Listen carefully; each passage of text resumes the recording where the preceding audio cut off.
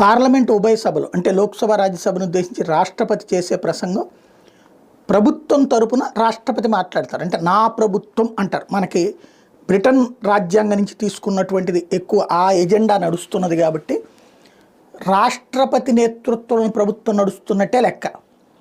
యాక్చువల్గా America, France ఇట్లాంటివన్నీ అధ్యక్ష తరహా పాలన, మన దేశంలో ప్రధానమంత్రి తరహా పాలన. కానీ రాష్ట్రపతి అన్నటువంటిది ఇప్పుడు బ్రిటన్లో కూడా ఏంటి, ప్రధానమంత్రి మొత్తం నడుపుతారు. కానీ రాజు సలహా లేదా రాజుకి ప్రతిసారి కూడా ఇంటిమేట్ చేస్తుంటారు. రాజు అనేవాళ్ళు అఫీషియల్ పర్సన్. అట్లాగే ఈ దేశంలో కూడా అదే ఫార్ములా ఉంది. ఆ విధానాన్ని మార్చడానికి కుదరదు. ఎందుకంటే రాజ్యాంగంలో ఆ రోజు రాసేసాం కాబట్టి రాజ్యాంగం టోటల్ రూపురేఖలు మార్చలేం, మౌలికమైనటువంటి రూపురేఖలు మార్చలేం కాబట్టి అది మార్చలేరు. ఇదంతా ఇప్పుడు ఎందుకు చెప్పాల్సి వస్తుందంటే గవర్నర్ నా ప్రభుత్వం అని అంటారు. తాజాగా నా ప్రభుత్వాన్ని గవర్నర్ అని అంటే చంద్రబాబు గారిని